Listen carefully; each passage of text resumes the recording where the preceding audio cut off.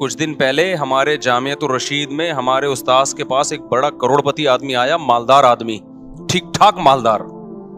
مالداروں کے بڑے مسائل ہو گئے ہیں آج کل, پتہ ہے آپ کو؟ مالداروں کے گھروں میں ایسے ایسے مسائل چل رہے ہیں کہ آپ کی سوچ. کیوں؟ ساری زندگی دولت کے پیچھے بھاگ بھاگ کے نا, جیب میں بھی دولت ہے, دل میں بھی دولت ہے. اتنا دولت, یہ جو بھاولپور کا واقعہ ہوا, لڑکیوں نے اپنی عزت کے جنازے نکالے یہ نمبروں کے چکر میں. کیوں بھائی؟ نمبر میں ایسی کیا بات ہے کہ آپ اپنی عزت بیچ دو پروفیسر کے سامنے؟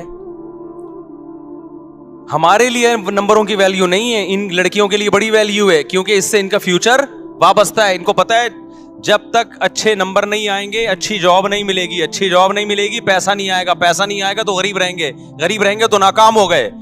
تو جب ناکامی غربت میں سمجھ لی گئی ہے تو وہ عزت بیچنے کے لیے بھی تیار ہے, ان کے لیے کوئی بڑا مسئلہ نہیں ہے. یہ وہ دوسرے کی جنسی تسکین کے لیے بھی تیار ہے, بس پکڑے نہ جائے, پتہ نہ چلے, چھپ کے سب کچھ ہو سکتا ہے. یہ ہماری یونیورسٹیوں نے ذہن بنایا ہے لوگوں کا کہ پیسہ ہی سب کچھ ہے, خدا کا خوف, اللہ, آخرت, یہ یونیورسٹیوں کے ٹاپک ہی نہیں ہے. نہیں یہی بات میرا خیال ہے. مجھے بہت لوگوں نے کہا بھاولپور یونیورسٹی میں ایسا ہوا, بیان دیں. میں نے کہا کیا بیان دیں؟ ایک یونیورسٹی میں ہو رہا ہو تو ہم بیان دیں نا. تو پتہ نہیں کہا کیا کیا ہو رہا ہے یونیورسٹیوں میں, تو بہت کچھ ہو رہا ہے.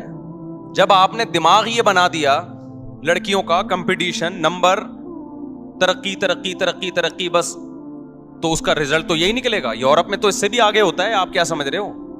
ان کے لیے تو یہ چھوٹے چھوٹے مسائل ہیں, ان کے لیے تو یہ مسئلہ ہی نہیں ہے نا. اگر ان کو اس پہ, وہ تو کہتے ہیں یہ تو پتہ نہیں چھوری باتیں, یہ پاکستانی لوگ اس طرح کی باتیں کر کے ڈپریشن میں جاتے ہیں.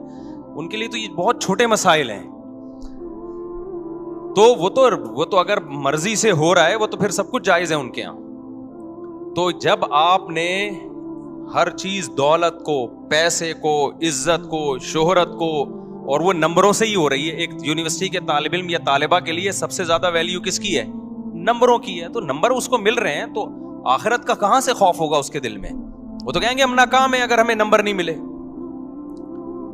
تو میں بتا رہا تھا, وہ کروڑپتی تاجر آئے ہمارے یہاں, استاد سے ملے, انہوں نے بتایا کہ میں اس قدر ڈپریشن میں ہوں کہ بتا نہیں سکتا. انہوں نے کہا میں نے ساری زندگی بیوی کو اچھا کھلایا, اولاد کو اچھا کھلایا, اب تنہائی میں سسکیاں لے رہا ہوں, کھانستا ہوں تو کوئی پانی کا پوچھنے والا نہیں ہے. سمجھ میں آ رہی ہے بات کہ نہیں آ رہی ہے؟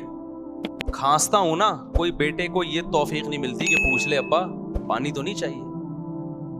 حالانکہ اس کے احسانات اپنی بیوی بچوں پہ ایک غریب آدمی سے کئی گنا زیادہ ہیں. لیکن بیوی کو پیسہ کھلا کھلا کے پیسے کا ہوس دل میں ڈال دی.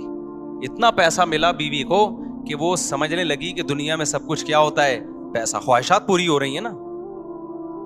بچے بھی ایک آدھ بچے زیادہ پیدا نہیں کیے تاکہ ان کو زیادہ پیسہ کھلاؤں میں, تو بچے بھی ایک آدھ ہیں. اب وہ ایک ہی, جب وہ بھی پیسے کا مریض ہے, اس کو پتا ہے میرے باپ نے نسل کیوں روکی ہے؟ پیسہ بچانے کے لیے. تو پیسہ بچانا اصل مقصد کائنات ہے, لہذا ہم بھی کیا کریں گے؟ پیسہ بچائیں گے. تو پیسہ تو بھائی اولاد پہ خرچ کرو تو بھی کم ہوتا ہے, باپ پہ خرچ کرو تو بھی کم ہوتا ہے. نہیں یاری کھوپڑی شریف میں بات. بھائی جب بچے روکے جائیں گے اس لیے کہ اولاد زیادہ ہوگی تو ان پہ خرچ ہوگا, جب خرچ ہوگا تو پیسے کم ہو جائیں گے. تو وہی فلسفہ تو ابا پہ بھی آتا ہے نا صادق.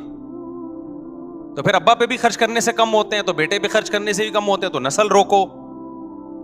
تو جب یہ دماغ شریف میں بیٹھ گیا کہ پیسہ جتنا روکا جائے گا بڑھے گا, تو بھائی پھر تو غریب پہ خرچ کرو یا ابا پہ خرچ کرو, کم تو دونوں صورتوں میں ہو رہا ہے.